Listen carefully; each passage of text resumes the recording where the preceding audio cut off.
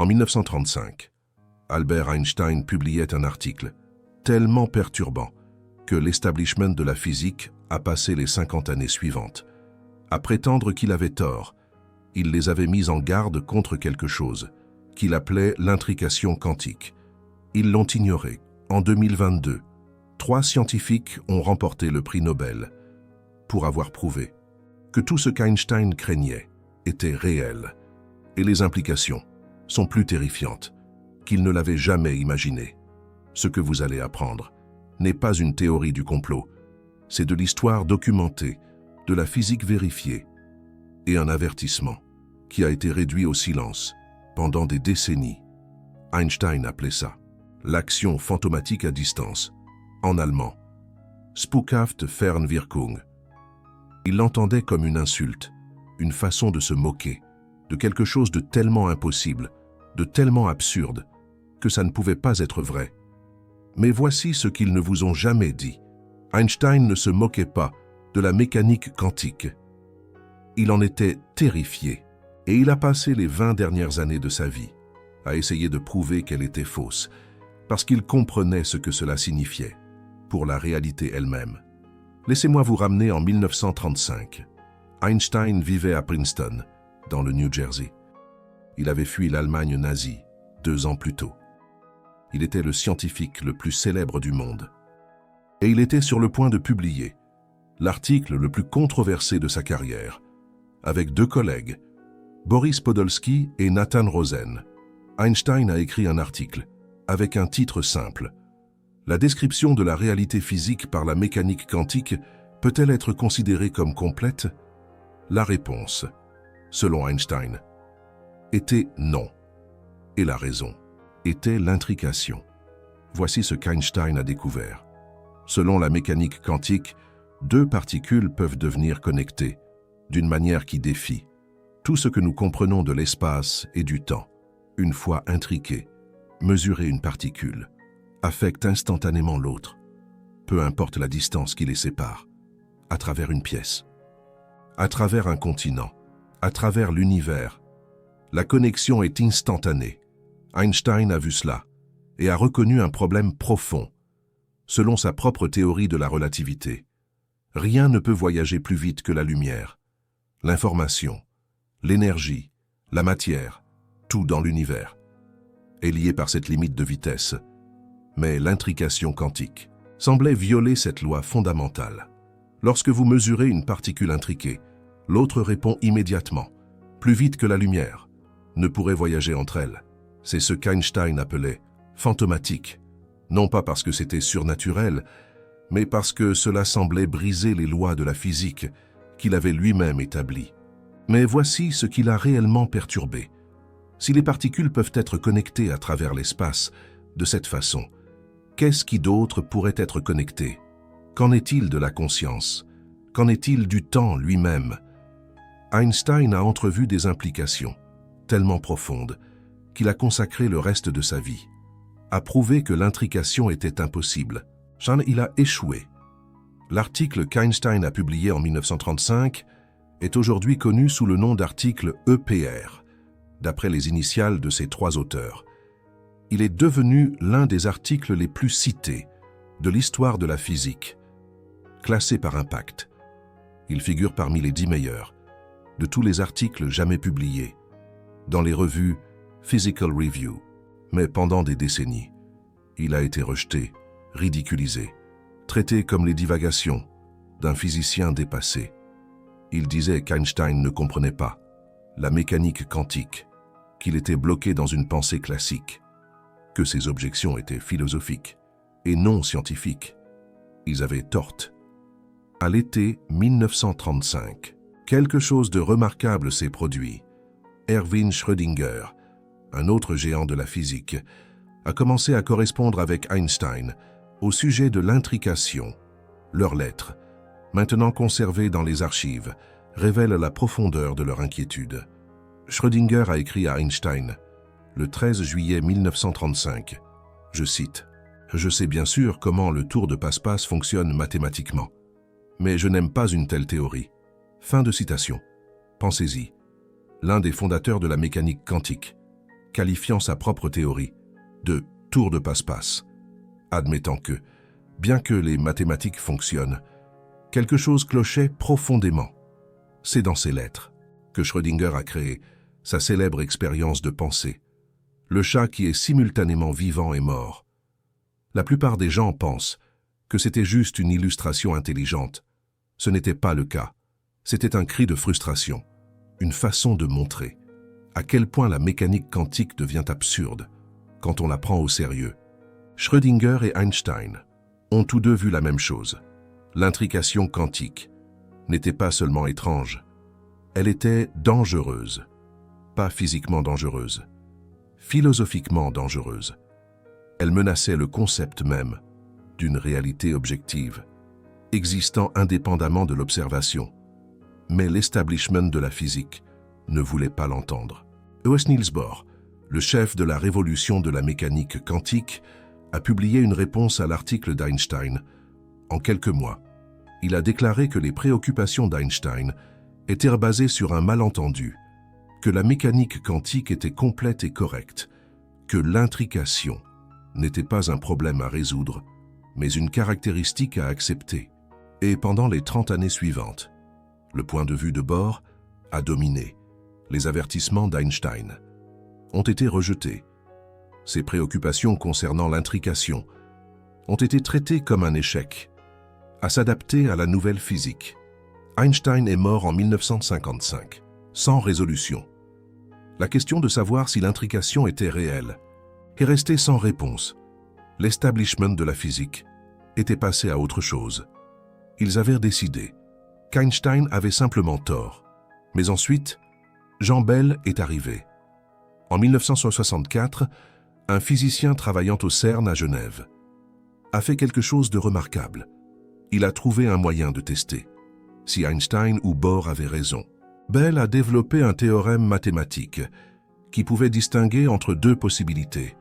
Soit des variables cachées existaient qui expliquaient l'intrication, sans nécessité de connexion plus rapide que la lumière, soit la mécanique quantique était vraiment aussi étrange qu'elle le paraissait. Le théorème de Bell était élégant et dévastateur. Il fournissait un test expérimental clair si l'univers fonctionnait. Comme Einstein l'espérait, les expériences montreraient un certain schéma de résultats. Si la mécanique quantique avait raison, elles en montreraient un autre. Mais voici le point crucial. Bell lui-même s'attendait à ce qu'Einstein gagne. Il a écrit qu'il espérait que les expériences rétabliraient le réalisme local. Il espérait qu'Einstein avait raison. Il avait tort. En 1972, Jean Clauser et Stefan Friedman ont réalisé le premier test expérimental du théorème de Bell. Les résultats ont soutenu la mécanique quantique. L'intrication était réelle. Mais l'expérience comportait des failles. Peut-être y avait-il des défauts cachés. Peut-être qu'avec un meilleur équipement, Einstein serait justifié. Alors, les expériences ont continué. Dans les années 1980, Alain Aspect et son équipe en France ont effectué des tests plus sophistiqués. Ils ont comblé certaines des failles. Les résultats ont été les mêmes. La mécanique quantique avait raison. Einstein avait tort. Pourtant, certains gardaient espoir. Il y avait encore des failles, encore des possibilités, que des variables cachées puissent tout expliquer. En 2015, la dernière faille importante a été comblée. De multiples expériences, à travers le monde, l'ont confirmé définitivement. L'intrication quantique est réelle. Les particules séparées, par de vastes distances, sont connectées d'une manière qui viole tout ce que nous pensions savoir sur la localité et la causalité. Le cauchemar d'Einstein s'était réalisé et en 2022, le comité Nobel l'a officialisé. Alain Aspect, Jean Clauser et Anton Zeilinger ont remporté le prix Nobel de physique pour leurs travaux sur l'intrication quantique. L'annonce stipulait qu'ils étaient reconnus pour leurs expériences avec des photons intriqués, établissant la violation des inégalités de Jean Bell et ouvrant la voie à la science de l'information quantique. Einstein a passé 20 ans à mettre en garde contre l'intrication. Ils l'ont ignoré. Maintenant, Il a été officiellement prouvé qu'il avait tort. Mais voici ce que personne ne vous dit. Se tromper. C'était exactement ce qu'Einstein craignait. Il ne voulait pas avoir raison par ego. Il voulait avoir raison, parce que l'alternative était terrifiante. Si l'intrication est réelle, si les particules peuvent s'affecter instantanément, à n'importe quelle distance, alors la réalité n'est pas ce que nous pensons qu'elle est. Laissez-moi vous expliquer ce que cela signifie. La physique classique décrit un univers d'objets séparés, interagissant par des forces locales, des boules de billard qui se heurtent, des planètes en orbite autour des étoiles. Tout est connecté par des chaînes de cause à effet, qui se déplacent à des vitesses finies. C'est l'univers auquel Einstein croyait. Un univers qui a du sens. Un univers qui existe indépendamment de l'observation. L'intrication quantique détruit cette image. Si deux particules sont intriquées, mesurées l'une, détermine instantanément l'état de l'autre. Il n'y a aucun signal qui voyage entre elles. Il n'y a aucun mécanisme caché. Elles savent simplement ce que l'autre fait, à n'importe quelle distance, instantanément. Jean Clauser, l'un des lauréats du prix Nobel 2022, l'a exprimé simplement. Je cite, « Je ne comprends pas comment ça marche, mais l'intrication semble être très réelle. » Fin de citation. Relisez ça. Un physicien, lauréat du prix Nobel, dit qu'il ne comprend pas comment fonctionne l'intrication, après des décennies d'expérience, après avoir été reconnu comme l'un des plus grands experts sur le sujet. Il ne le comprend toujours pas, parce que comprendre l'intrication exige d'abandonner l'idée d'une réalité qui existe indépendamment de l'observation.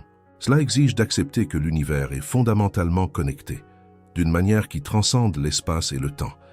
C'est ce qu'Einstein a vu en 1935, c'est ce contre quoi il a lutté pendant 2 décennies. Et c'est ce qu'ils ont ignoré. Mais attendez, il y a plus dans cette histoire. Pourquoi l'establishment de la physique a-t-il ignoré Einstein pendant si longtemps? Pourquoi ont-ils rejeté ses mises en garde concernant l'intrication? La réponse officielle est qu'Einstein ne comprenait tout simplement pas la mécanique quantique. Mais cette explication n'a aucun sens. Einstein était l'un des fondateurs de la physique quantique. Il a remporté le prix Nobel en 1921 pour avoir expliqué l'effet photoélectrique en utilisant la théorie quantique. Il n'était pas ignorant de la mécanique quantique. Il la comprenait profondément. Et précisément parce qu'il la comprenait, il était horrifié par ses implications. La vraie raison pour laquelle ils ont ignoré Einstein n'était pas scientifique. Elle était politique. Dans les années 1930, Niels Bohr et son école de Copenhague avaient établi leur domination sur la physique quantique. Ils avaient créé une interprétation de la mécanique quantique qui disait qu'il ne fallait pas se demander ce qui se passait vraiment. Il suffisait de calculer les probabilités et de passer à autre chose. Taisez-vous et calculez, comme disait le dicton. Les objections d'Einstein menaçaient cet arrangement confortable.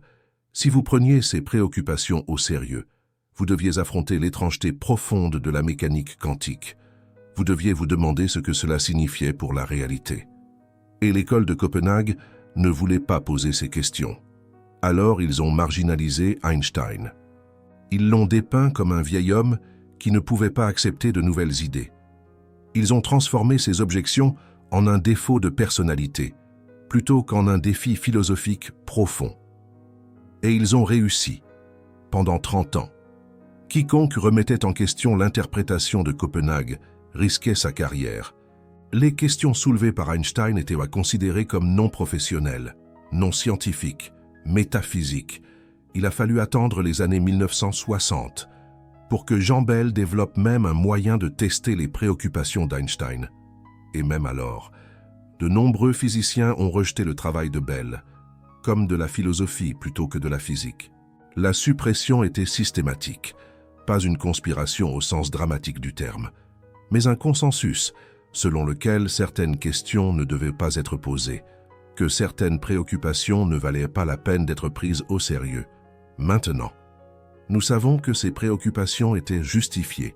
Le prix Nobel 2022 n'était pas seulement une récompense pour des expériences intelligentes, c'était une admission que les préoccupations d'Einstein concernant l'intrication étaient réelles, que l'univers présente bien ce qu'il appelait l'action fantomatique à distance, que la réalité est plus étrange que ce que l'establishment de la physique voulait admettre, et les implications sont profondes.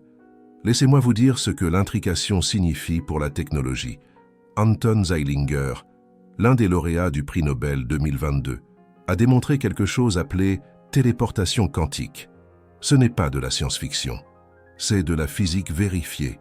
Vous pouvez transférer l'état quantique d'une particule à une autre particule, à un endroit éloigné, instantanément, sans aucun signal physique voyageant entre elles.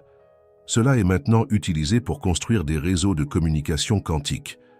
La Chine a déjà lancé un satellite appelé Micius, qui utilise l'intrication quantique pour une communication sécurisée. Les messages cryptés avec l'intrication quantique sont théoriquement incassables. Toute tentative de les intercepter détruit l'information. C'est ce qu'Einstein avait annoncé en 1935. Une technologie qui exploite l'étrangeté fondamentale de la réalité. Une technologie qui ne devrait pas être possible dans un univers classique. Mais les implications technologiques ne sont rien, comparées aux implications philosophiques. Si l'intrication est réelle, alors l'univers n'est pas fait d'objets séparés, connectés par des forces locales. C'est un tout unifié, où des parties éloignées peuvent être connectées, d'une manière qui transcende l'espace et le temps. C'est exactement ce qu'Einstein craignait. Non pas parce qu'il avait peur de la technologie, mais parce qu'il comprenait ce que cela signifiait pour la nature de la réalité. Dans une lettre à Max Born en 1947, Einstein a utilisé l'expression « action fantomatique à distance ». L'original allemand était Spukhafte Fernwirkung. Il ne plaisantait pas. Il exprimait une horreur véritable face à ce qu'impliquait la mécanique quantique. Si les particules peuvent être intriquées à travers l'univers, quoi d'autre pourrait être intriqué? Qu'en est-il de la conscience? Qu'en est-il du passé et du futur?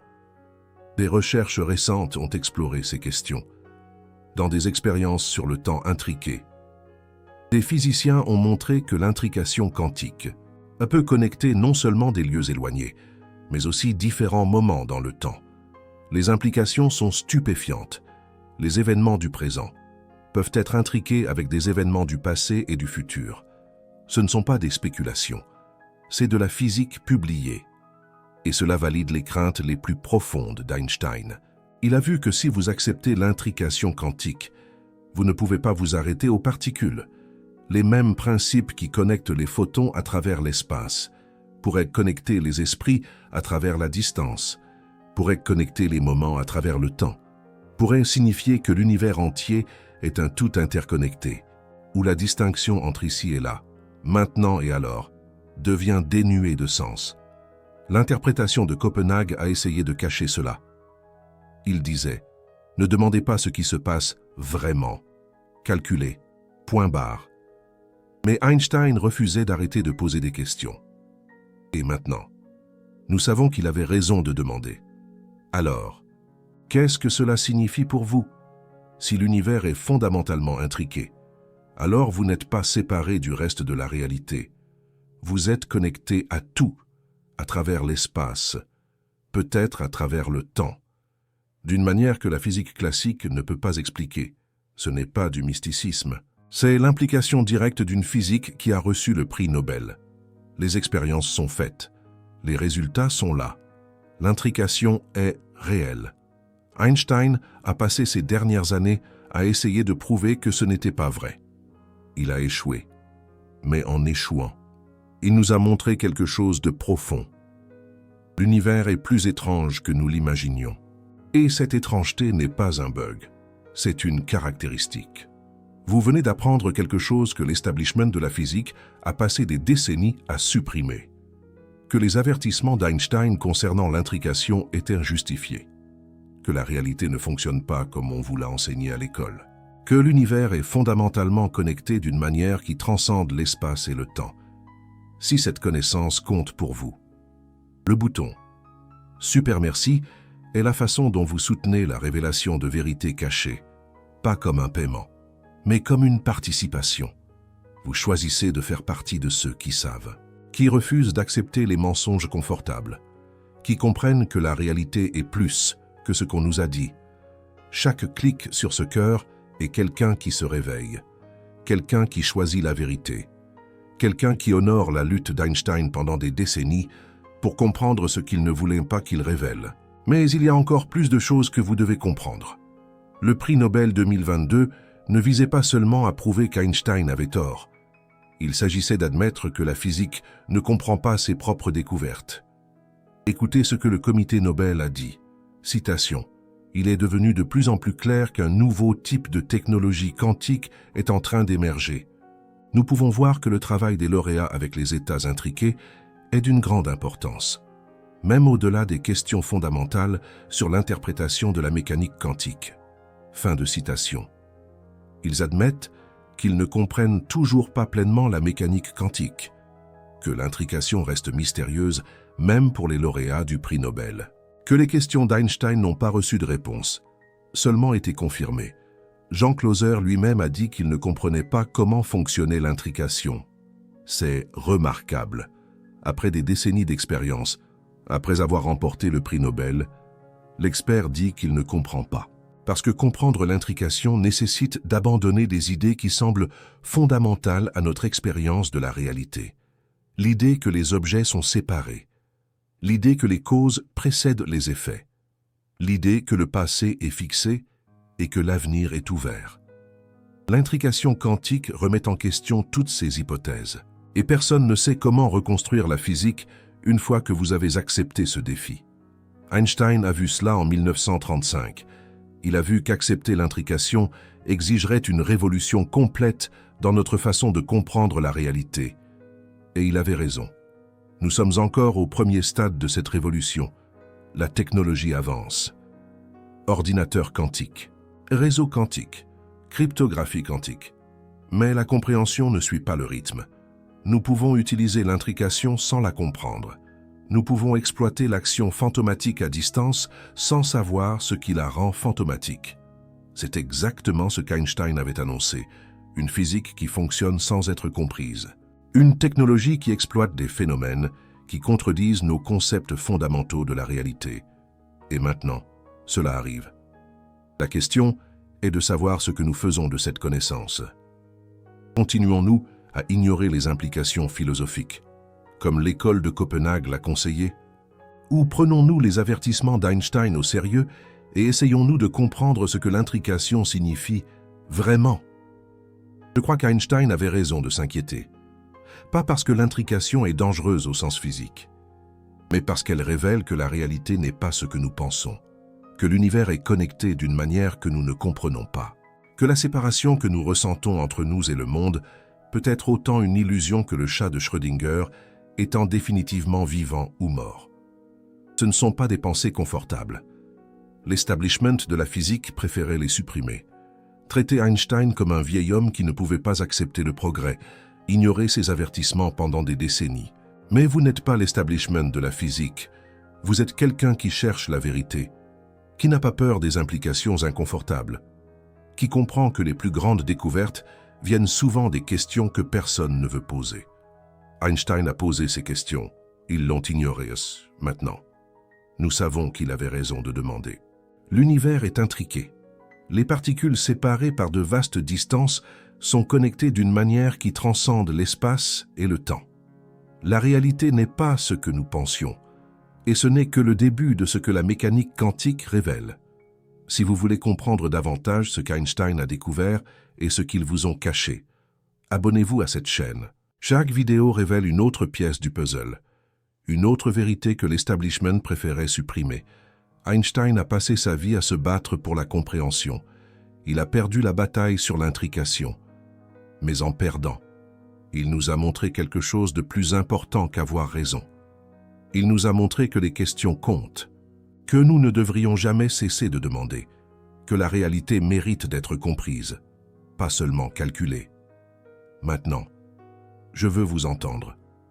Saviez-vous qu'Einstein a passé 20 ans à mettre en garde contre l'intrication? Saviez-vous que l'establishment de la physique l'a ignoré pendant des décennies? Saviez-vous que le prix Nobel 2022 a confirmé tout ce qu'il craignait? Commentez ci-dessous.